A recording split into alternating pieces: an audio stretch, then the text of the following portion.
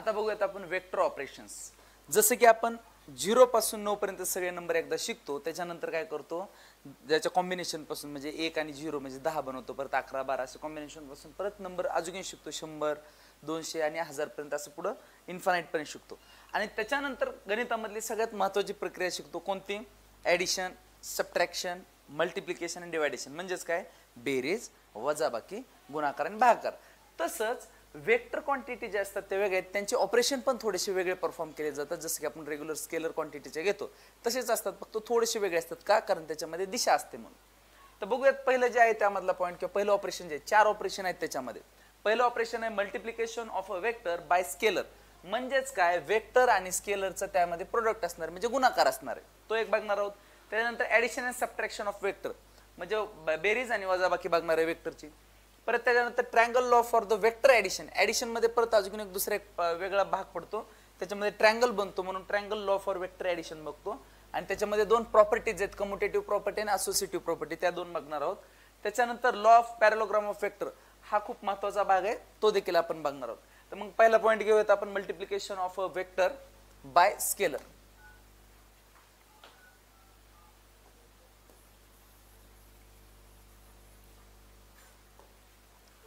पहिला पॉइंट घेऊ, multiplication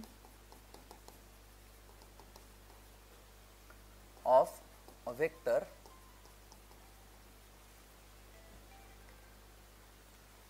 and scalar. बघा आता काय करायचं आहे, आपल्याला स्केलर क्वांटिटी घ्यायची आहे पहिल्यांदा आणि एक वेक्टर क्वांटिटी. स्केलर आणि वेक्टर क्वांटिटी आपण पाठीमागच्या भागामध्ये बघितलेलंच आहे. आता स्केलर म्हणजे काय, की अशी क्वांटिटी फक्त त्याच्यामध्ये संख्या महत्वाची, त्याला कुठलं डायरेक्शन दिलेलं नसतं, काय नसतं. असं समजूयात एक मास घेतला आपण, ठीक आहे, तर 5 kg एवढं मास घेतलं समजा. तर हे असं म्हणतो का आपण 5 किलो जे आहे ते पूर्व दिशेला आहे किंवा या दिशेला आहे त्या दिशेला, असं नाही. 5 किलो कुठं पण जा 5 किलोच भरणार आहे. म्हणजे मास किती आहे आपल्याकडं, 5 kg. आणि ही क्वांटिटी कोणती आहे, स्केलर क्वांटिटी आहे. आणि हीच बॉडी किंवा हेच ऑब्जेक्ट जो आहे तो काय होतं, ऍक्सलरेट होतोय. ऍक्सलरेट होतोय म्हणजेच काय रे, त्वरित होतोय किंवा त्वरण होतंय, त्याच्यामध्ये संवेग त्याला काहीतरी प्राप्त आहे. आणि तो समजा असं समजा 3 मीटर पर सेकंड स्क्वेअर या गतीने तो काय होतो, वेक्टर आता मूव्ह होतो किंवा त्या ऍक्सलरेट होतोय तेवढ्या व्हॅल्यूनं. किती व्हॅल्यूनं होतोय, तर 3 मीटर पर सेकंड स्क्वेअर. आता काय करायचं, ही एक स्केलर क्वांटिटी आणि ही कोणती आहे, वेक्टर क्वांटिटी. ह्या दोघांचा गुणाकार करूयात. म्हणजेच कसं येईल रे, m × a. एक त्याच्यामधली क्वांटिटी कुठली आहे, वेक्टर क्वांटिटी आणि एक स्केलर क्वांटिटी. स्केलर क्वांटिटीची व्हॅल्यू इथे या ठिकाणी पुट करू, 5 kg. बघा फिजिक्समध्ये जेवढे पण तुम्ही युनिट आणि संख्या यांचं रिलेशन समजेल तेवढं तुम्हाला फिजिक्स लवकर समजतं. म्हणून युनिट न पुसता ॲज इट इज लिहूयात. तर 5 kg ॲज इट इज लिहिलं, परत गुणिले, परत किती आहे, 3 मीटर पर सेकंड स्क्वेअर. आता ह्याच्यामध्ये काय करायचं, ज्या संख्या आहेत ह्यांचा गुणाकार करून तो बाजूला लिहायचा. म्हणजे तिथं किती येईल, 5 × 3 = 15 आहे तसं लिहायचं. आणि kg ॲज इट इज, परत मीटर ॲज इट इज आणि डिवायडेड बाय s स्क्वेअर म्हणजे सेकंडचा स्क्वेअर ॲज इट इज लिहायचा. आता जी आपल्याला व्हॅल्यू मिळाली ती कशाचा गुणाकार आहे रे, एक तर वेक्टर क्वांटिटीचा आणि स्केलर क्वांटिटीचा. पण ह्याच्यामध्ये डॉमिनंट कोण आहे, डॉमिनंट म्हणजे ह्याच्यावर नियंत्रण कोणाचं असणार आहे, ज्या बाजूला ऍक्सलरेट होती वस्तू. समजा ऑब्जेक्ट आहे आणि त्याला मी या बाजूला ढकललं किंवा दुसऱ्या बाजूला कुठलं तरी ढकललं, तर त्याच बाजूला ती वस्तू सरकणार आहे. म्हणजेच काय, की त्याला ती वेक्टर क्वांटिटी काय करते, डॉमिनेट करते आणि त्याच दिशेला घेऊन जाते. म्हणजे ही जी क्वांटिटी आलेली आहे ती आपली कोणती आहे, वेक्टर क्वांटिटीज. आणि हे जे युनिट बनलेलं आहे kg मीटर पर सेकंड स्क्वेअर, ह्याला आपण न्यूटन म्हणतो. म्हणजेच फायनली आपल्याला उत्तर काय भेटलं, 15 न्यूटन. म्हणजे हे कशाचा फॉर्म्युला आहे आपल्याला माहिती आहे, फोर्सचा फॉर्म्युला आहे. म्हणजे फोर्सची क्वांटिटी पण कशापासून बनलेली आहे, मास इंटू ऍक्सलरेशन, एक स्केलर क्वांटिटी आणि वेक्टर क्वांटिटी. म्हणजे जे फायनल आपल्याला प्रोडक्ट भेटलेला तो पण कसा असणार आहे, आपला वेक्टरचा असणार आहे. म्हणजेच वेक्टर आणि स्केलरचा जो गुणाकार येईल किंवा त्या मल्टिप्लिकेशन येईल ते कोणतं असणार आहे, वेक्टर क्वांटिटीच असणार आहे. त्यानंतर दुसरा जो पॉइंट आहे तो कोणता आहे, addition and subtraction of vectors. बघा ही खूप इंटरेस्टिंग आणि महत्वाची गोष्ट आहे. कशी पुढे बघूयात. समजा या ठिकाणाहून तुम्ही ह्या पॉइंटला ए नाव देऊ, ह्या ए पॉइंटहून तुम्ही बी पॉइंट पर्यंत आले आणि हे 5 किलोमीटर अंतर आहे असं समजूयात. आणि तेवढंच अंतर त्याच दिशेने परत तुम्ही जर चालले तर समजूयात इथून बी पॉइंट पासून असं समजूयात बी पॉइंट या ठिकाणी बी पॉइंट वरून तुम्ही काय सी डायरेक्शन कडे, सी पॉइंटच्या डायरेक्शन दाखवतोय आपण, ते बाणाने डायरेक्शन दाखवतोय. हे समजा 7 किलोमीटर आहे. एकाच डायरेक्शनने चाललेले असाल तर ह्या दोघांचं काय करणार आपण, बेरीज करणार आणि हे 5 प्लस ते पुढचं 7 म्हणजे ए टू सी हा किती अंतर असेल, 12 किलोमीटर. बघा याच्यामध्ये डायरेक्शन खूप महत्वाचं आहे. एका डायरेक्शनने चाललेले आहेत, दोघं पण सेम डायरेक्शन मध्ये आहेत आणि एकामेकाला कसे ते पॅरल आहेत, त्यालाच आपण काय म्हणतो, ऍडिशन ऑफ वेक्टर. आणि त्याची बेरीज होती, जशी की आपण स्केलर मध्ये घेतो तशीच सेम बेरीज होते, फक्त डायरेक्शन त्याच्यामध्ये दाखवलं जातं. ज्या डायरेक्शनला दोघं पण आहेत तेच डायरेक्शन दाखवायचं. सिमिलरली सबट्रॅक्शन कसं होईल, समजा या ठिकाणी ए टू बी पॉइंट, आता ए टू सी पॉइंट आपला किती 12 आलेला आहे असं समजू, या ठिकाणी 12 किलोमीटर. आणि सी पॉइंट पासून reverse 4 kilometre, C to be असं घेऊ 4 किलोमीटर. आता बघा ह्याच्यामध्ये जर तुम्ही नीट बघितलं, जर हे डायरेक्शन आहे, सीचं डायरेक्शन या बाजूला आहे, पण सी पासून रिटर्न येताना त्याचं डायरेक्शन जे आहे ते अपोजिट आहे, म्हणजे त्याला एकदम अपोजिट आहे, विरुद्ध आहे. त्याला आपण अँटी पॅरलल म्हणतो. काय म्हणतो त्याला, अँटी पॅरलल. म्हणजेच काय की डायरेक्शन चेंज झालेलं आणि जस्ट अपोजिट आहे. समजा हे डायरेक्शन प्लसच्या दिशेने असेल तर हे डायरेक्शन काय आहे, निगेटिव्हच्या दिशेने. म्हणजेच या ठिकाणी फायनल आन्सर काय येणार, 12 किलोमीटर मायनस येणार आता या ठिकाणी 4 किलोमीटर. म्हणजे ही जी क्वांटिटी आहे ती काय झाली, आता दोन्ही वेक्टर मधून एसी मायनस बीसी झालेलं आहे. एसी बार मायनस बीसी बार किती, सी बी बार. सी कडून या ठिकाणी सी कडून बी कडे चाललेलो आपण, त्यामुळं सी बी. तर ह्याचं उत्तर काय येईल, A B is A B bar. म्हणजेच एसी ची व्हॅल्यू किती आहे, 12 किलोमीटर आणि हे 4 किलोमीटर. तर उत्तर किती येईल, 8 किलोमीटर. म्हणजे ह्याच्यामध्ये फक्त डायरेक्शन खूप महत्वाचं आहे. एका डायरेक्शनने चाललेलो आहे पण त्याच्या अपोजिट असेल तर अपोजिट डायरेक्शन दर्शवण्यासाठी आपण काय करतो, त्याला मायनस चिन्ह देतो आणि त्यालाच अँटी पॅरलल पण म्हणतो. त्याचप्रमाणे ह्याचं सबट्रॅक्शन पण सेम होतं, फक्त डायरेक्शन महत्वाचं आहे त्याच्यामध्ये. जर अपोजिट असेल तर मायनस होतं किंवा सबट्रॅक्शन होतं, आणि जर दोन्ही डायरेक्शन एका बाजूला असेल तर ऍडिशन होतं. फक्त एवढं लक्षात ठेवायचं. त्यानं तिसरा जो पॉइंट आहे तो काय, triangle law for vector addition. आता हे काय आहे ते बघूयात आपण.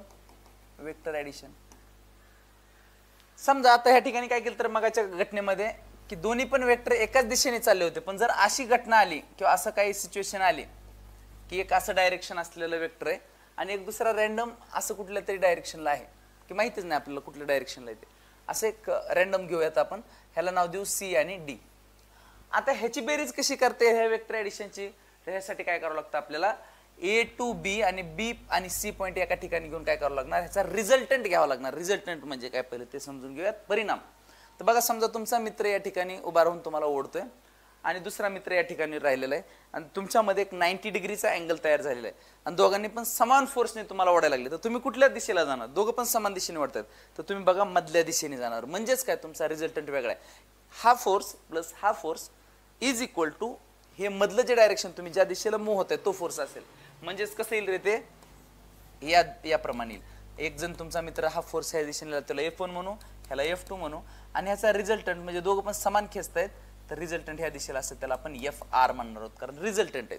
किंवा या वेक्टरला R नाव देऊ, ह्याला A नाव देऊ आणि ह्याला B नाव देऊ. तर म्हणजेच A बार प्लस B बार काय असेल तर R बार म्हणजे रिझल्टंट. बघा वेक्टर मध्ये फक्त हीच कन्सेप्ट थोडीशी वेगळी आहे आणि समजून घेऊयात. आता आपण आता ह्याला ऍडिशन कसं करणार रे, त्या ठिकाणी काय होतं, एक ट्रायंगल बनतो. कसा बनतो ते बघूयात. आता ह्या जर दोन पॉइंटला मी जोडलं तर कसं बनेल, ए पॉइंट डायरेक्शन बी पर्यंत ऍज इट इज. परत काय करावं लागेल, बी पॉइंटला आपण सी चं नाव दिलेलं आहे तर सी पासून परत डी पर्यंत म्हणजे या पॉइंट पर्यंत. आता बघा ह्याच्यामध्ये तुम्ही इथून 5 किलोमीटर चालले असेल परत 5 किलोमीटर, तर वेक्टर क्वांटिटी मध्ये ते काही घेणं देणार. रिझल्टंट खूप महत्वाचं आहे की अल्टिमेटली तुम्ही कुठं पोहोचलेत, ए पासून डी पर्यंत पोहोचलेले आहेत. हा रिझल्टंटच खूप महत्वाचा असतो ह्याच्यामध्ये. म्हणजे हे तुम्ही 5 किलोमीटर जा इकडं आणि इकडं समजा 6 किलोमीटर जा, ठीक आहे, टोटल 11 किलोमीटर होतंय. पण जर हे अंतर मोजलं तर ते 7 किलोमीटर भरतंय. तर वेक्टर क्वांटिटी मध्ये हे 5 प्लस 6 म्हणजे 11 किलोमीटर बरोबर 7 किलोमीटर हे बराबरीचं आहे. हे वेक्टर क्वांटिटी मध्ये आपण शिकतो. म्हणजेच काय रे, या ठिकाणी बघा ह्या दोन वेक्टर क्वांटिटी आपण ऍड केला आणि त्याचा रिझल्टंट काढला तर या ठिकाणी एक ट्रायंगल बनला. आणि ह्याच ट्रायंगलला काय म्हणतो आपण, triangle law for vector addition. ठीक आहे, तर या ठिकाणी काय करू, हे जे आहे ह्याचं ऍडिशन असं लिहूयात वेक्टर क्वांटिटी मध्ये. ए बी बार म्हणजे हा वेक्टर, हे व्हॅल्यू तुम्हाला समजवण्यासाठी लिहिताय फक्त.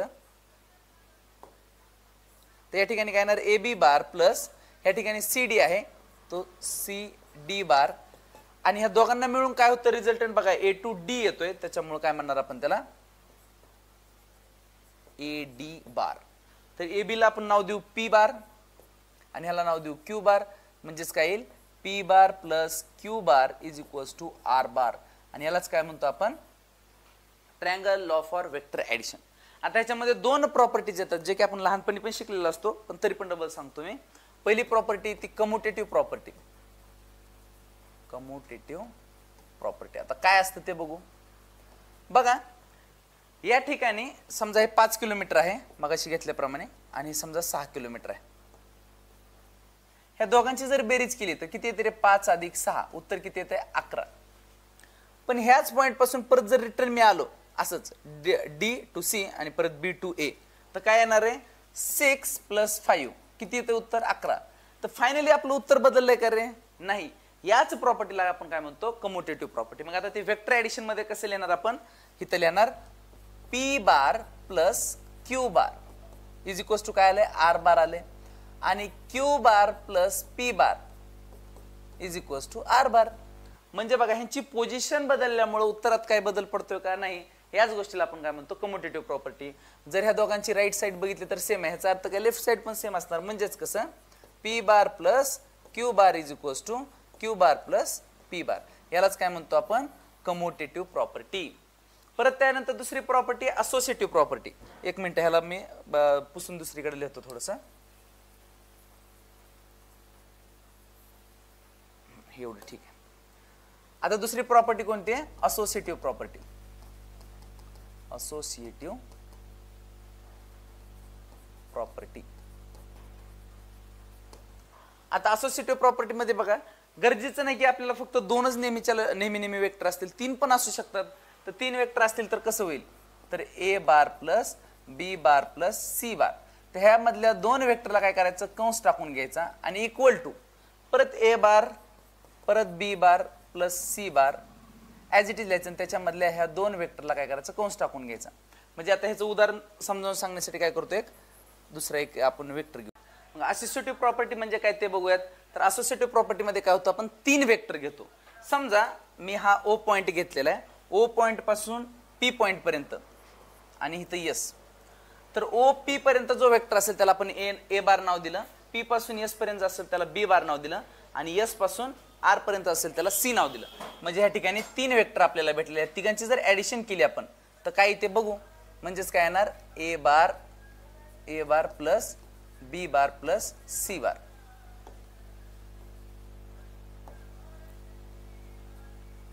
इज इक्वल्स टू काय आला आपला रिझल्टंट आलेला आहे. ठीक आहे. आता ह्याच्यामध्ये जर नीट बघितलं आपण तर ओ पासून जर मी पी पर्यंत गेलो आणि पी पासून डायरेक्ट इथपर्यंत गेलो तर मला काय शॉर्टकट भेटला माझ्यासाठी. तर मी काय लिहिणार इथं ए बार ॲज इट इज आहे प्लस हिथून आता मी डायरेक्ट जातोय, पण हा रिझल्टंट कशाचा बेरजेचा आहे रे, बी आणि सी बारचा. म्हणजेच मी कंसामध्ये ह्याला लिहू शकतो b bar plus c bar is equals to माझा परत रेजिस्टन्स आला. सिमिलरली मी दुसऱ्या पाथनी पण जाऊ शकतो, कोणत्या ओ एस आर ह्या पण पद्धतीने जाऊ शकतो. म्हणजेच काय येणार ओ एस जो आहे तो रिझल्टंट कशाचा आहे ए आणि बी चा. म्हणजेच ए बार प्लस बी बार एका कंसामध्ये प्लस त्या पुढे कुठला सी बार असेल तो पण काय होतं रिझल्टंट येतोय. म्हणजेच काय की तुम्ही कोणताही पाथ फॉलो केला तरी मला काय होणार रिझल्टंटच भेटणार आहे. ह्याला जर इक्वेशन नंबर 1 दिला आपण आणि ह्याला इक्वेशन नंबर 2 दिलं तर बघा त्याची राईट हँड साइड आहे म्हणजे सेम आहे. म्हणजेच काय लेफ्ट हँड साइड पण सेम असणार आहे. म्हणजेच कसं येणार आहे a bar in a bracket b bar plus c bar is equals to similarly a bar plus b bar plus c bar. ह्याच्यामध्ये बघा पोझिशन बदलल्यामुळे किंवा काही बदलल्यामुळे उत्तरात काही बदल होत नाही. या ठिकाणी 3 क्वांटिटीज येतात, त्यालाच आपण काय म्हणतो असोसिएटिव्ह प्रॉपर्टी. आता बघूयात लॉ ऑफ पॅरलोग्राम वेक्टर.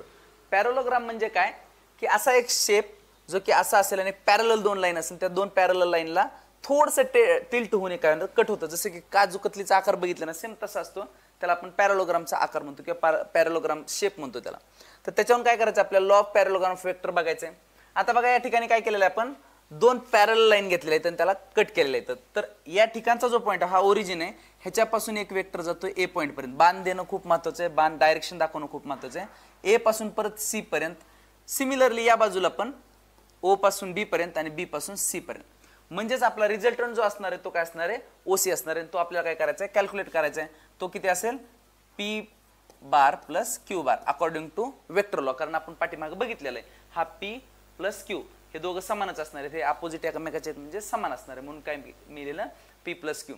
पण आता मला काय करायचं याच्या व्हॅल्यू काढायच्यात आणि त्याचप्रमाणे या ठिकाणी किती अँगल बनतोय या ठिकाणी अँगल ओ सी ओ आणि ए ह्याच्यामध्ये जो अँगल बनतोय त्याला अल्फा नाव द्यायचं. त्याचप्रमाणे बी ओ सी मध्ये जो अँगल बनतोय त्याला आपण बीटा म्हणणार आहोत आणि हा टोटल जो अँगल असेल त्याला काय म्हणणार आहोत थीटा म्हणणार आहोत. तरी आपल्याला अल्फा बीटा आणि आर ची किंमत काढायची आहे. मग आता कसं काढता येईल रे आपल्याला ह्यासाठी बघा या ठिकाणी काय डायगोनल आहे.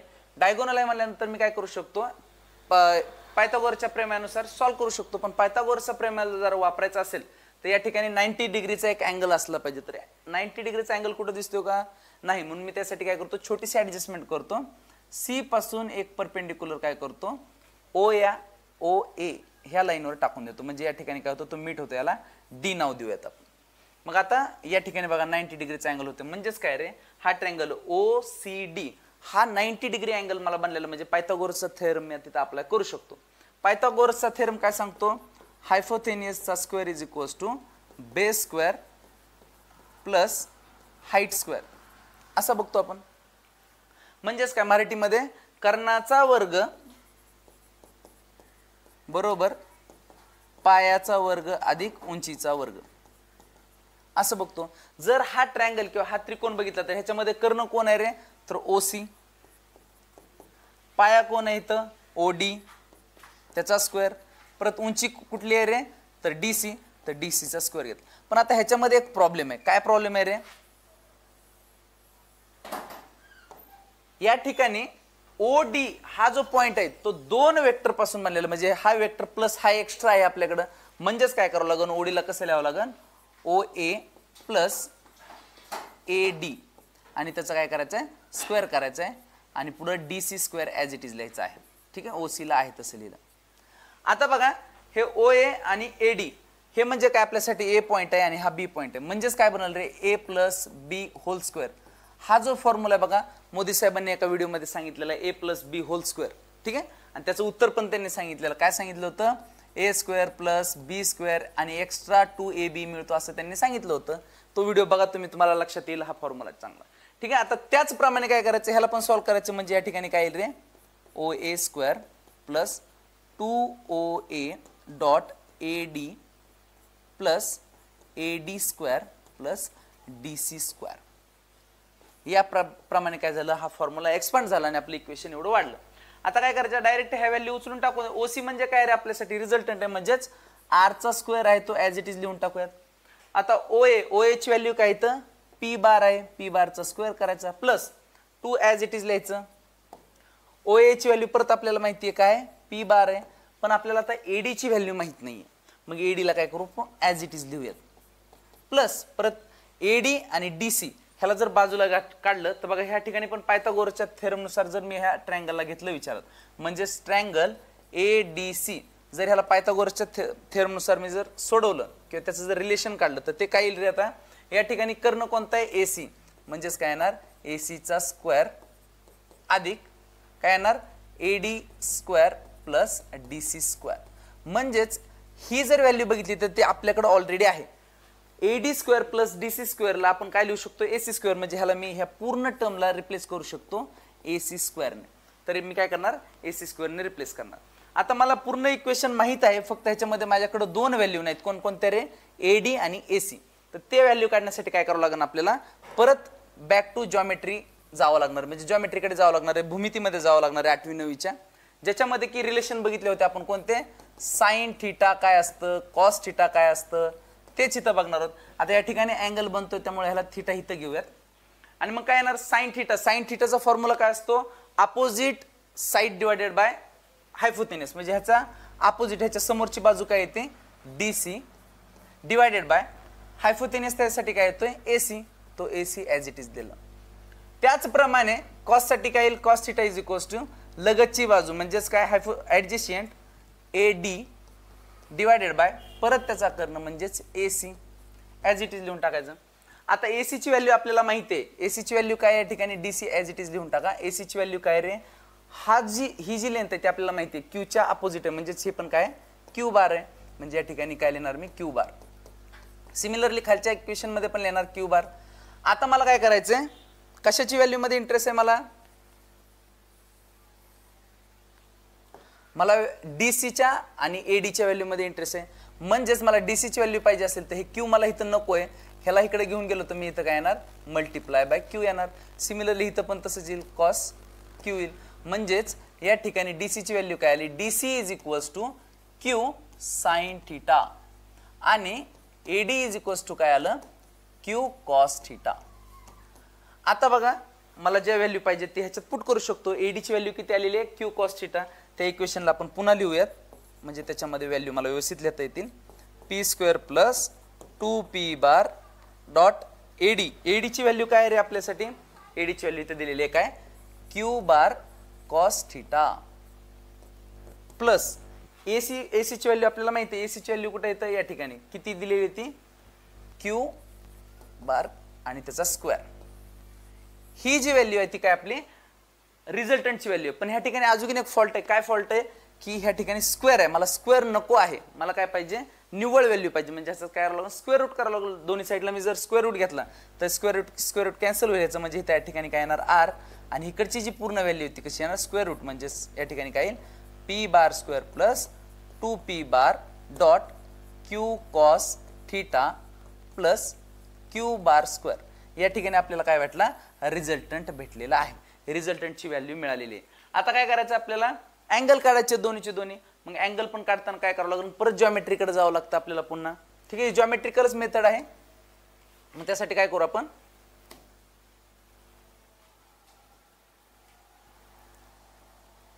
हा रिझल्टंट लिहून घेऊयात पहिल्यांदा आणि पुढे आपल्याला हा रिझल्टंट कामाला येणार, बाकीचं सगळं पुसून टाकूयात. मग काय करू, या सगळ्या व्हॅल्यू संपूयात. या ठिकाणी रिझल्टंट ॲज इट इज लिहून टाकूयात. Under root p bar square plus 2p bar dot Q cos theta plus Q bar square. आणि बाकीच्या व्हॅल्यू आता काय करू आपण, अँगल फाइंड आउट करू म्हणजे अल्फा बीटा ह्या दोन व्हॅल्यू आपण फाइंड आउट करूया. आता या ठिकाणी काय करायचं आपल्याला, DC ची व्हॅल्यू काढायची. DC ची व्हॅल्यू आपल्याला माहित नाही, AC ची व्हॅल्यू माहिती आहे, AD ची पण व्हॅल्यू माहिती आहे, आपण मगाच्या इक्वेशन मध्ये वापरलेली आहे ती जी की Q कॉस थिटा आलती. फक्त DC ची व्हॅल्यू काढायची. DC ची व्हॅल्यू काढण्यासाठी आपण काय करतो, एक रिलेशन वापरतो. कोणतं रे, जे की जॉमेट्री मध्ये आपल्याला माहिती आहे. कोणता, ratio sine theta is equals to समोरील बाजू अपॉन लगतची बाजू. समोरील बाजू काय ह्याच्या DC डिवायडेड बाय परत काय रे कर्ण AC म्हणजे या ठिकाणी येणार AC. मला व्हॅल्यू कोणती काढायची होती, DC काढायची होती. मला मिळू शकतं जर AC ह्या बाजूला गेलं तर, म्हणजेच काय येणार इथं DC is equals to AC divided by sine AC into sine theta. AC ची व्हॅल्यू आपल्याला माहिती आहे, AC ची व्हॅल्यू किती आहे Q म्हणजे या ठिकाणी काय येणार Q साइन थिटा. म्हणजे DC ची व्हॅल्यू मला मिळालेली आहे, काय आली ती Q sine theta. As it is लिहून टाकायचं. पण हा जो OD आहे परत काय सांगितलं रे, दोन पार्ट पासून बनलेला. हा एक एक्स्ट्रा पार्ट आपल्याला माहित नव्हता सुरुवातीला, म्हणून आपण काय करायचो त्याची फोड करून लिहायचो. मग इथं कसं लिहिणार आपण OA प्लस AD. मग परत अजून तोच प्रॉब्लेम आपल्या पुढे उभा राहिला. OA ची तर किंमत माहिती आहे, AD ची किंमत आपण मगाशी काढलेली ती काय आली Q कॉस थिटा. ती फक्त व्हॅल्यू त्याच्यामध्ये पुट करायची.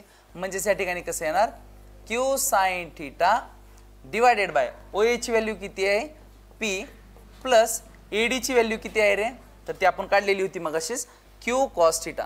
तर Q कॉस थिटा. तर या ठिकाणी कसं येणार tan alpha is equals to Q sine theta divided by P bar dot Q cos theta. याप्रमाणे आपल्याला व्हॅल्यू भेटते. पण मला व्हॅल्यू कुठली काढायची होती रे, अल्फाची फक्त व्हॅल्यू काढायची. म्हणजे ह्या टॅनला मी काय करणार, पलीकडे घेऊन जाणार. पलीकडे घेऊन जाणार म्हणजे मल्टिप्लाय तिकडे गेल्यावर डिवाइड होणार आणि 1 डिवायडेड बाय टॅन म्हणजेच काय त्याचा इनवर्स होणार. म्हणजे या ठिकाणी कसं येणार alpha is equals to tan inverse in a bracket Q sine theta divided by P bar plus Q cos theta. याप्रमाणे काय केलं आपण अल्फा ह्या अँगलची किंमत काढलेली आहे.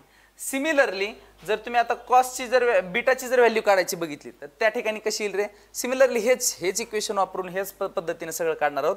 तर त्या ठिकाणी व्हॅल्यू काय येते, beta is equals to tan inverse. आता ह्या ठिकाणी फक्त आतमध्ये फक्त एकच गोष्ट बदलते, काय रे, तर P sine theta divided by Q plus P cos theta. म्हणजेच काय झालं बघा, ह्या दोन्ही व्हॅल्यूला जर कम्पेअर केलं तर अल्फाच्या ह्याच्यामध्ये काय येते, क्यू साइन थीटा, या ठिकाणी काय येते पी साइन थीटा. ज्या ठिकाणी पी आहे परत तिथे ह्या ठिकाणी क्यू येते, ह्या ठिकाणी क्यू आहे ह्या ठिकाणी पी येते, बाकी ॲज इट इज राहतं. म्हणजेच तुम्ही काय करू शकता, ही पद्धत वापरून, कोणती पद्धत वापरून, law of parallelogram of vector वापरून रिझल्टंट काढू शकता. त्यानंतर अल्फा काढू शकता. अल्फा म्हणजे अँगल बिटवीन ओ सी आणि ओ डी मधला अँगल. परत त्यानंतर बीटा काढू शकता, तोच म्हणजेच ओ सी मधला आणि ओ बी मधला. तर अशा प्रकारे तुम्ही दोन्ही अँगल पण काढू शकता आणि रिझल्टंट पण काढू शकता. ह्यालाच काय म्हणतो आपण, law of parallelogram of vector. एवढं शांततेत एवढं प्रेमाने ऐकल्याबद्दल धन्यवाद.